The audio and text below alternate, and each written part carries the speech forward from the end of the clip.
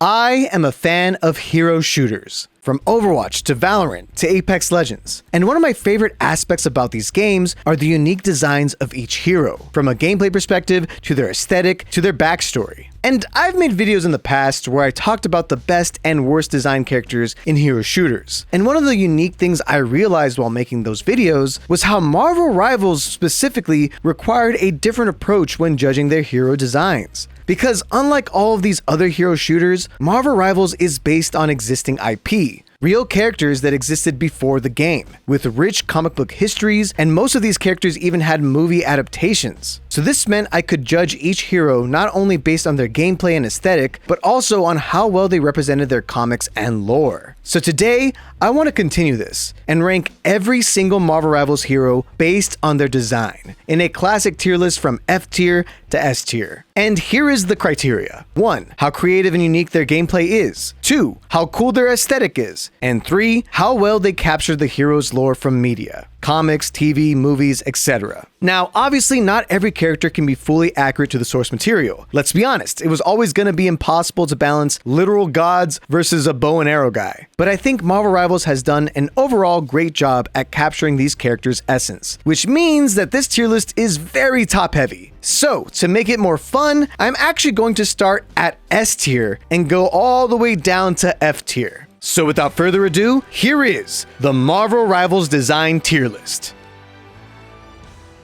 Starting with S tier. These hero designs are pretty much as good as a character can be. They represent their character in a way that is not only satisfying to play as, but as fans you can be proud of. And at the top of our list is none other than the most popular superhero of all time.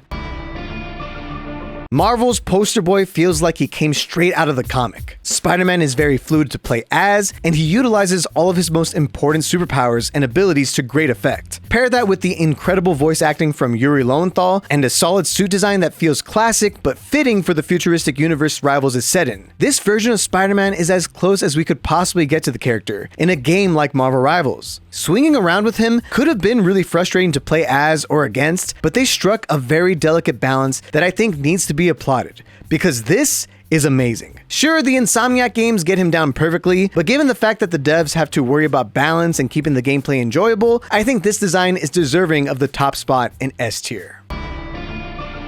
The God of Mischief has received a huge growth in popularity thanks to the incredible performance of Tom Hiddleston, turning this classic Thor villain into more of an anti-hero. And the game decided to take more inspiration from the movie version of Loki when coming up with his design, especially his look. And what ended up being created here is one of the most unique support characters not only in Marvel Rivals, but in hero shooters period. The clones trick enemies while providing your teammates with more healing output. And having his ultimate be him copying everyone like he does in the comics and movies just makes a ton of sense. It's so simple, but so brilliant. While it would have been easy for them to turn Loki into a DPS character, I'm glad they made a very unique and fun support instead, while still representing the character of Loki very well.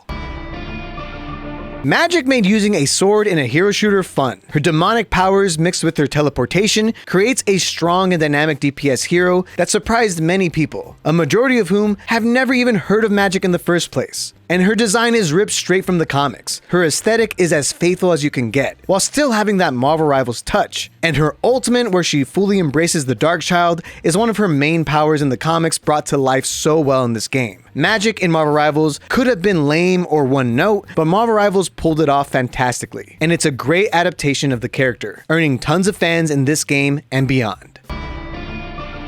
With Venom, Marvel Rivals was able to create essentially a tankier version of Spider-Man without it just feeling repetitively like Spider-Man. Their playstyles are way more different than you'd expect. But ultimately, I think they were able to capture the essence of the anti-hero version of Venom with a clean design and a cohesive moveset, making for a great Vanguard to play as and against. I think what really put Venom over the top for me is how good his ultimate looks. Turning into the symbiote sludge and transforming into a huge mouth is just so gross looking, but I love it. He's a fun character who has also become a meme that the devs have happily embraced, all 19 inches of him.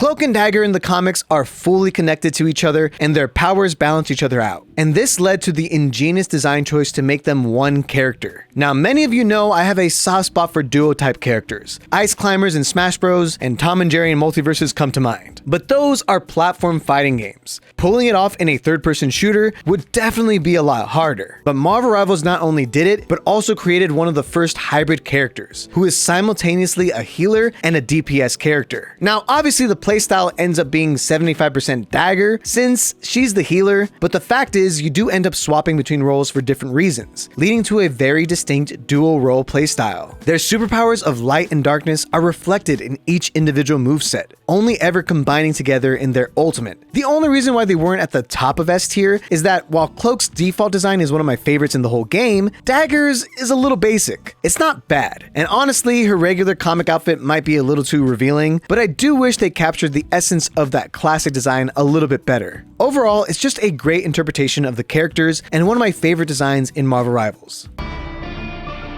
In this game, there aren't really many dude with the gun type characters, but Winter Soldier is easily the best designed of them all. He is a super soldier with a mechanical arm, which was simple enough. They could have just made him like Cassidy, who also has a mechanical arm and a pistol, and just called it a day. But instead, the Marvel Rivals team took some creative liberties when it came to this mechanical arm, and made it into one of the craziest and coolest cyborg type abilities ever. I love the lore being that Hydra made Bucky this extremely powerful super arm that could become tentacles or act as a grapple or shoot projectiles. I also think Bucky has arguably the most iconic ultimate voice line in the game. Again. When the voice actor says it, it goes incredibly hard. This easily could have been one of the most boring and lame characters, but instead, he's a standout in this roster. And he looks so cool. If any character gets to be S tier just based purely on how badass their playstyle and aesthetic is, it would be the Winter Soldier. Penny Parker pilots a robotic mech suit powered by a radioactive spider. Now, this also could have been very similar in playstyle to Spider-Man, but instead the developers chose to make Penny more of a zoner vanguard instead. And it just works. Her webbing and technological know-how gives her these unique spider traps, making her very strong depending on the map that you're on. I know a lot of noobs might find her playstyle a tad bit frustrating at times, which is why she's not at the top of S tier, but I do think that this was a solid way to include an additional spider person without just being Spider-Man but in a mech. It's a phenomenal design. She's a girl with powers of a squirrel. She shoots explosive nuts at enemies and bounces around. Then squirrels stampede enemies. It's perfect. No notes. I think it was wise to make Thor huge and be an offensive-oriented vanguard. His hammer attacks have a ton of weight behind them, and his entire kit being about resource management is a great way to balance him while still making him feel like the God of Thunder that he is. I really like his design in this game. Plus, his ultimate feels reminiscent of the "Bring me Thanos" vibes in Infinity War, which is just a nice added bonus. I just wish his hammer let him move a little bit further, but otherwise, it's a superbly well done design. And in a game full of melee tanks, he's easily my favorite. And at the bottom of S tier is none other than the poster boy of Marvel Rivals, Jeff the Landshark. Given that Jeff acts as more of a goofy side character in the comics, Marvel Rivals successfully turned him into one of the cutest and most fun strategists to play. His bubbly personality shines through his very simple kit. The only real powers he has in the comics is the fact that he's a shark that can walk on land. And he also has the ability to eat pretty much anything he wants, even things that are larger than him. So for the devs to turn that into one of the most iconic characters in this whole game, with one of the most unique ultimates, is a stroke of genius. Now moving on to A tier. A tier designs are very good designs with just a few flaws holding them back from greatness. And first up, we have the Sorcerer Supreme himself. Doctor Strange as a Vanguard is a great choice, and this game decided to base this version off the more recently popularized MCU version, played by Benedict Cumberbatch. He uses his magical powers to create a large shield, and they even got him doing the whole finger hand spin thing when he makes portals, both stylized just like the MCU version. I do think they did a great job with his design, but the only thing holding him back from S tier is the fact that in order to make him a Vanguard, they had to stretch his proportions to the point where he kind of looks ridiculous. Like, his hands are bigger than his entire face, and his torso is like long. It almost looks like his head shrunk, and once you see that, you can't unsee it, and it definitely docks some points on the design side. But still, being at the top of A tier, it ain't too bad for the Sorcerer Supreme. Telepathy is a very common power in Marvel Comics, but showcasing that power can be difficult in any adaptation, but especially video games. Emma Frost showcases telepathy very well with her main attack and ultimate. But on top of that, they were able to implement her diamond form seamlessly into her kit, and it all just makes sense. The only reason she isn't higher on the tier list is because I personally don't love her default outfit. Of all the iconic looks that she has, from her big white puffer to a more elegant white dress, they chose this rather boring outfit. Boo! But yeah, solidly an A tier character. I am Groot. I am Groot. I am Groot. I am Groot. I am Groot. I am Groot. Aesthetically, Blade is one of the coolest designs, even better than many comic versions of him, and him having the ability to use both a sword and a shotgun feels very fitting. I love that he has a lifesteal ability since he's a vampire, it just makes total sense. Also, every time I hear that music when the ultimate comes out, I get literal chills. The only reason he isn't an S tier is because from a gameplay perspective, he can end up feeling sort of mashy, and his animations come off a little clunky and repetitive when he's slicing and dicing, making him unfortunately look a little goofier than he should. He doesn't really need to be doing all that, you know? Rocket Raccoon used to be one of my favorite design characters in this game. I think his tech-savvy nature makes for a great support concept. His arsenal of weapons and gadgets feel like Rocket. Plus, his aesthetic is damn near perfect. But man, it's that ultimate that just is a sore spot in his kit. It doesn't know what it wants to be, and Marvel Rivals doesn't really even know what they want to do with it. It's always felt very underwhelming, and it's a shame because it's the only real blemish in an otherwise very well-designed character, and that's why he's comfortably an A tier. Initially, I was confused by the way Psylocke looked and acted in this game because she didn't resemble Betsy Braddock that much. Because she isn't Betsy, she's based on a different Psylocke, Psy, who is from a standalone Demon Days comic in an alternate universe in feudal Japan. And after I discovered that, I realized this is a cool version of Psylocke. She has her iconic psychic knives and blades, but also shurikens, and ends up playing like a cool assassin build, able to telepathically make herself invisible until she's ready to strike with her ultimate. I think the only thing holding her back for me is that her core gameplay ended up feeling repetitive. She doesn't really have the toolset in the game to actually assassinate any competent opponent outside of using her ultimate, so she ends up being like an ultimate machine. But still, she's a very good design and solidly A tier. While many may write her off as Marvel Zenyatta, I think that's a bit derivative of how cool Mantis's kit actually is. It incorporates her ability to adjust people's emotions with a simple resource mechanic to balance it out. She's honestly a much deeper character than a character like Zenyatta. I also like her sleep CC ability. It doesn't feel as frustrating as other CC abilities in this game, and trust me, there are a lot of annoying ones. And it also gives her solid defense as a support. But for me, what holds her back is how generic her ultimate is. It's just a press Q to save your team type ultimate, which from a design perspective is boring and uninspired. But overall, still A tier.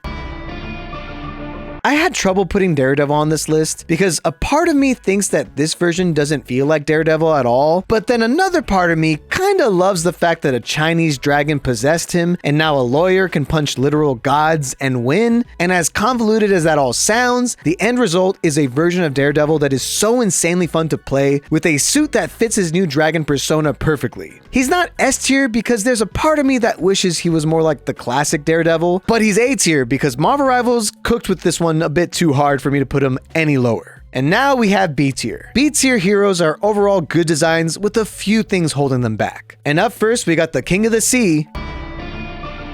Namor is traditionally a weird character in the comics. His original design is not my favorite, so instead Marvel Rivals opted to go in the MCU direction, giving him native Latin American roots. So his design looks a lot cooler, and I also love the shells being part of his arm. I think it's a nice touch. But his kit is a bit all over the place. I like how he controls his octopus minions to act as turrets, and his ultimate is also very fitting and funny, but I do wish they incorporated his ability to fly more in his kit. It's a very pivotal part of what Namor does with his winged feet and all. And the only time you do it is when you go into your water ball state, which always feels a bit goofy. I do like his design overall, I just don't love it. B tier.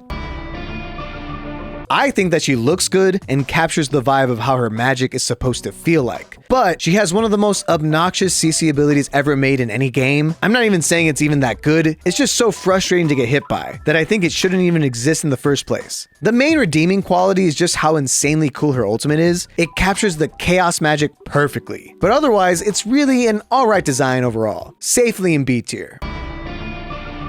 Storm has the power to control weather, but her kit is underwhelming to say the least. She ended up being relegated to essentially a flying Lucio type character. You never really feel like Storm, except when you're using her ultimate. I wish she was more than just a character that shoots lightning out of the air, and had a wider variety of projectiles and options that showcase how cool the weather ability can be. She's not a bad design, but I think Marvel Rivals could have done more with her kit to really hammer in the weather manipulation ability. Clouds should form in the sky, or the lighting on the map should change slightly whenever she uses her ultimate. It wouldn't change her gameplay much, but it would feel more like her presence is there, and it would be way more badass and scary. But yeah, she's solidly B tier. They took Star-Lord's characterization straight from the movies, added in a little bit of Tracer, and ended up with a simple but fun DPS hero, who feels like Star-Lord mostly on vibes. I like how his outfit incorporates his old color scheme with his modern MCU jacket. It's a nice mix of old and new. I have no complaints, but also no strong feelings towards him. A nice little B tier.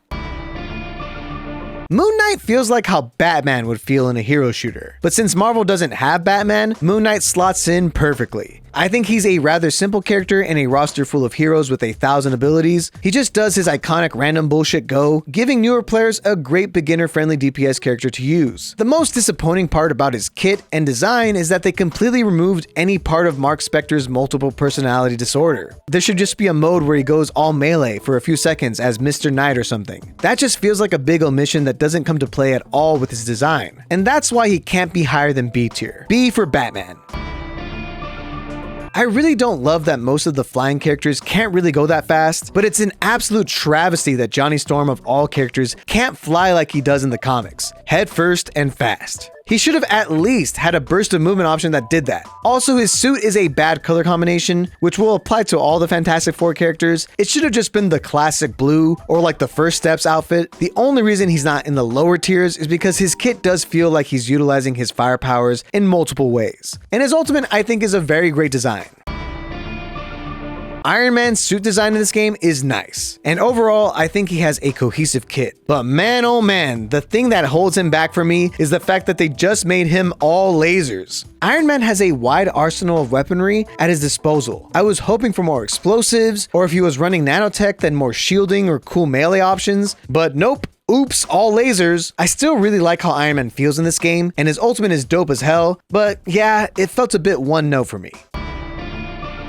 Black Panther is pretty cool in this game, with his entire kit being about taking out enemies in the back and resetting your dashes. The only reason he isn't higher is because the way he was designed just leads to frustrating gameplay. He's either the tickle monster that gets out healed and everybody on your team is mad at you, or he's the instant kill guy that every support complains about. And overall, he's just a worse designed Genji in my opinion. And that's why he's in B tier. B for Black Panther.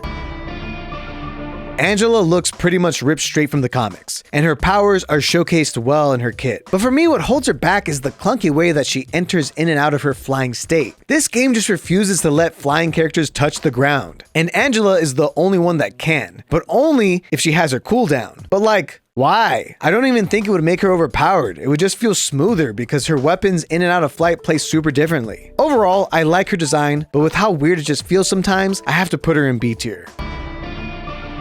Luna Snow might have been higher if it wasn't so abundantly clear that she is the developer's favorite, like the Kiriko of Marvel Rivals. Look how many skins she has, I'm just saying. All joking aside, she has very little comic book history, so the devs pretty much could just make up things with her as they go, and what they came up with was a decently cohesive kit on a character who isn't the worst design. I like the K-pop idea around her lore and how it's incorporated in her ultimate. I think dancing to heal your team is funny as hell. Overall, she's fun, but I'm watching you, Luna. Look, I love how Gambit plays in this game. I think his gameplay is fantastic. His default skin is exactly what we all wanted. It looks incredible. But to make his entire kit about cards and less about how he can explode anything is a little bit disappointing. I don't mind that he's a healer. In fact, I wanted that. But I just wish he had more explosive elements and more involvement of his staff. I was mostly just hoping for some explosiveness to show up in the ultimate, but instead it was just a nano boost for the team, which is not really something Gambit does. I think he's a great hero to play as, but it just fell short of giving us the full Gambit sauce. You know how long I've been waiting for this? And now we're in C tier. These are all mid to mediocre designs, for multiple reasons, with a few saving graces keeping them from the bottom tiers. But they're on thin ice, bucko. And first up, we got our most recent hero. Half of Rogue's entire kit is dashes. Literally half of her is just dash attacks. They weren't exactly trying to give her unique animations here, which is even more apparent with the arbitrary characters she can't copy abilities from. Why can't she copy Mr. Fantastic? Give her stretchy arms. Do it. I still really love that she can steal a ton of abilities, but overall, Rogue's kit just felt a little bit rushed. And that's why she's at the top of C tier. I'm gonna be honest, I don't love this new version of Iron Fist. I would have preferred the main design being Danny Rand's Iron Fist. I think it just would have looked a lot cooler. Instead, we got the new Iron Fist whose outfit just feels kind of boring. And his moveset isn't really doing him any favors either. Literally half of his moves are punches and kicks, and just various iterations of punches and kicks. In terms of readability, he's one of the more difficult heroes to fight against. It's never completely obvious which cooldowns he's using. And in a game full of a ton of melee characters, Iron Fist ended up being one of the most annoying ones to fight against. Look, I know he has a ton of fans, but I feel like most people that don't play him find him frustrating to deal with. Okay, so I don't even dislike Mr. Fantastic, I just feel like they didn't really showcase how cool his powers really are, but instead they based his powers off a completely different stretchy character from a different comic, Luffy. Like everything he does is super Luffy coded. It doesn't really feel like Mr. Fantastic except that he stretches. Also, just like Johnny, this is a weak costume. He ain't the worst design, but he's definitely a C tier design for sure. I'm gonna be honest, I don't love how this Captain America looks. There's something kind of sad about seeing Steve Rogers need power armor and a shield on his shield. That's always made me a little bit upset as a big fan of Captain America. I have a little baby Captain America on my keychain for my house. I really do love this character. But besides his kind of mediocre aesthetic, how is his kit? It's fine. It's another melee Vanguard, but with very little in terms of variety in his gameplay. He's mid, accept it.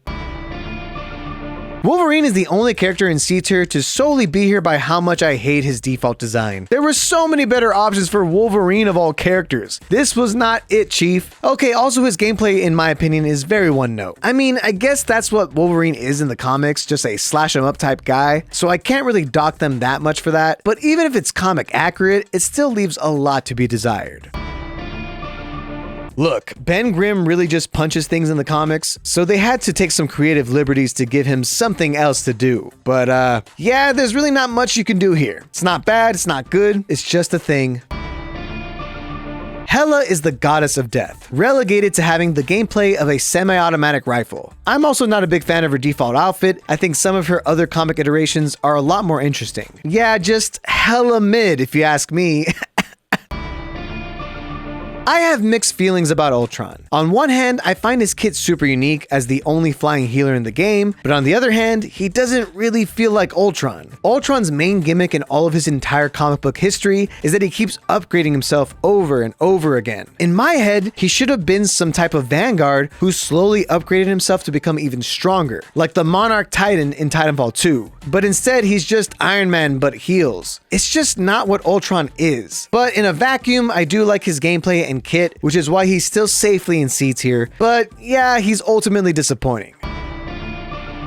And at the bottom of C tier, we got the Hulk. I love that Bruce Banner is like Baby D.Va in Overwatch. That's a clever way to incorporate the Bruce and Hulk dynamic, but when you're the Hulk, he's just a tad bit boring. Punching people can feel repetitive after a while. Also, the exile part of his kit, I just don't understand it. Like, when did the Hulk learn to do that? And why? And also, why is it low-key one of the most annoying CC abilities in this game? It feels terrible to get hit by it. I get that they couldn't just make him the jump around and punch guy, but his kit feels so random and not at all like the Hulk. The Baby D.Va Bruce Banner aspect is the only thing keeping him from the low tiers, but he's a low C tier for me. And now we have D tier. These are bad designs, with maybe one good thing going for them to keep them out of F tier. Buckle up, some of your mains are here. Hawkeye, oh man, where do I begin? First of all, this is Ronin. If you're gonna call him Hawkeye, don't give him his edgelord look. There's a reason they call her Phoenix and not Jean Grey. Secondly, if you're gonna make Hawkeye, he should be equipped with a wide arsenal of fun arrows that change up the gameplay. Otherwise, he ends up feeling like a Temu Hanzo. His entire kit is just the same point and click. Even his ultimate is just more of the same, just easier to land. An ultimate would have been a perfect place to introduce a big explosive arrow, but no, it's just aim assist. The only reason he isn't an F tier is because he does look kind of badass in his Ronin skin. I'll give him that, okay? They made Hawkeye look cool. I'm going to get a lot of hate for this, but I don't like the Invisible Woman's design at all. First of all, like all the other Fantastic Four characters, she has a terrible color scheme, and her suit is boring as hell. Second of all, if any character in this game deserves to bubble their teammates, it isn't the Hulk, it isn't Magneto, it's freaking Invisible Woman. Her little shield that she makes, that ain't a force field, that's a force shield. In every single comic and adaptation that she's ever been in, she makes bubbles. It was right there, man! We were right there! At least they got the invisibility thing right. But then her ultimate was just another press Q to save the team button. Look, I'm glad people enjoy playing her, but she just doesn't do a good enough job representing her character, and that's why she's in D tier. She's Hela but with fire. It's a very uninspired moveset. Also, this may be one of the worst Phoenix outfits ever made. Look at what we were working with. How did we end up with this? The ultimate is cool as hell though, and keeping her from F tier.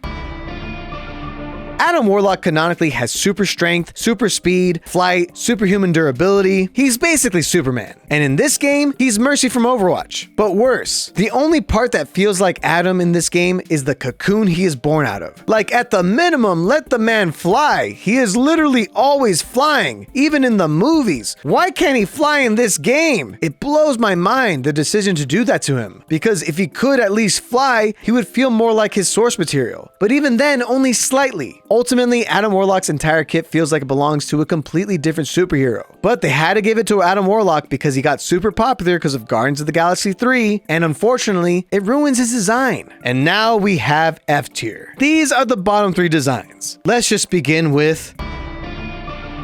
The Punisher used to be at the bottom of my worst designed heroes, and he's still at the bottom 3 for all the same reasons. He feels like a knockoff Soldier 76. If this is someone's first introduction to the character, they would think he's a generic soldier, and not the gritty, tough, in-your-face Punisher that we all know and love. But the main reason he's an F tier is that they completely butchered his character by giving him a turret mode that doesn't move, which doesn't make any sense for him at all, and his ultimate that feels like it should have been made for War Machine, not him. This just isn't the Punisher. If you're a fan of the Punisher, this will be the most disappointing character, with some of the most boring gameplay in the entire game. Let's just move on to the next one.